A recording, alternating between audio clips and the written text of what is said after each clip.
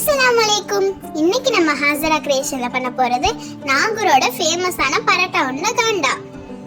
பரோட்டா உருண்டைக்கு தேவையான பொருட்கள்: 1/2 கிலோ மைதா, 250 ml தயிர், ஒரு பவுல்ல மாவை சரிச்சு எடுத்துக்கோங்க. பரோட்டா உருண்டைக்கு தேவையான அளவு உப்பு சேர்த்து தயிரையும் சேர்த்து நான் காட்டுற மாதிரி கலந்து விடுங்க. மாவுக்கு தேவையான அளவு தண்ணியும் சேர்த்து நான் காட்டுற பதத்துல பிணைஞ்சு வச்சுக்கோங்க. 1/2 டீஸ்பூன் சோடா பூவையும் சேர்த்து நல்லா பிணைஞ்சு ஒரு 3 மணி நேரம் அப்படியே ஊற வச்சிருங்க.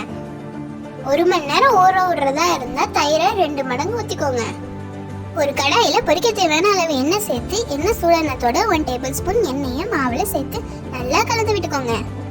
பரோட்டா உருண்டை மாவு ரொம்ப தண்ணியாவும் இல்லாம ரொம்ப கட்டியாவும் இல்லாம வச்சுக்கணும். மாவு தண்ணியா இருந்தா நிறைய எண்ணெய் குடிக்கும், ரொம்ப கட்டியா இருந்தா பரோட்டா உருண்டை ஹார்டா இருக்கும். பரோட்டா உருண்டை மாவை கொஞ்சமா எண்ணெயில விட்டு பாருங்க. மேல எலும்பி வந்தாதான் பரோட்டா உருண்டை சாஃப்டா நல்லா இருக்கும். அப்படி வரலன்னா கொஞ்சமா சோடா பூ சேர்த்துக்கோங்க. பரோட்டா உருண்டையை இந்த ஷேப்ல விட்டு பொரிச்சு எடுத்துக்கோங்க. சில பேருக்கு வெள்ளையா இருந்தா பிடிக்கும், எங்களுக்கு இந்த மாதிரி நல்ல கிறிஸ்பியா இருந்தா ரொம்ப பிடிக்கும். அதனால நாங்க இப்படி பொரிச்சு எடுத்துக்கிறோம். உங்களுக்கு வேணுங்கிறபடி நீங்க பொரிச்சுக்கோங்க. சுவையான பரோட்டா உருண்டை ரெடி. காண்டா எப்படி செய்யறதுன்னு பார்க்கலாம். காண்டா நிறைய டைப்ல செய்யலாம். பரோட்டா உருண்டைக்கு இந்த மாதிரி 1 டைம் செஞ்சு பாருங்க. 1 கிலோ உருளைக்கிழங்க சின்னதாவோ பெருசாவோ உங்க விருப்பத்துல கட் பண்ணி தண்ணியில உப்பு சேர்த்து 75% குக் பண்ணிக்கோங்க.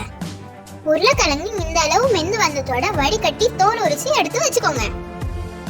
காண்டாக்கு ஒரு மசாலா ரெடி பண்ண தேவையான பொருட்கள்: 2 தக்காளி, 1 வெங்காயம், 1 முழு பூண்டு, 6-7 காஞ்ச மிளகாய், தாளிக்க கருவேப்பிலையும் கடுகும். ஒரு மிக்ஸி ஜார்ல காஞ்ச மிளகாவை சேர்த்து பல்ஸ் பண்ணிக்கோங்க. அதிலே தக்காளியும் வெங்காயமும் சேர்த்துக்கோங்க. பூண்டையும் சேர்த்து அரைச்சுக்கோங்க. மசாலாக்கு தேவையான அளவு உப்பு சேர்த்துக்கோங்க. நம்ம உருளைக்கிழங்குலயே உப்பு சேர்த்திருக்கோம், அதனால பார்த்து கவனமா சேர்த்துக்கோங்க. ஒரு கடாயில 2 டேபிள் ஸ்பூன் எண்ணெய் சேர்த்து எண்ணெய் சூடானத்தோட கடுகையும் கருவேப்பிலையும் சேர்த்துக்கோங்க. பேஸ்ட்டை சேர்த்து எல்லாத்தையும் நல்லா வதக்குங்க. கொஞ்சமா மஞ்சள்தூள் சேர்த்து ஜார அலசி தண்ணி சேர்த்து நல்லா கலந்து விடுங்க. உப்பு செக் பண்ணிக்கோங்க, பத்தலைன்னா போட்டுக்கோங்க. வேக வச்ச உருளைக்கிழங்கையும் சேர்த்து நல்லா கலந்து விட்டு 10 மினிட்ஸ் மூடி போட்டு வேக விடுங்க. கிரேவி எந்த அளவு வேணுமோ உங்களுக்கு வேணுங்கிற அளவு ட்ரையாவோ கிரேவியாவோ வச்சுக்கோங்க. சுவையான காண்டா ரெடி.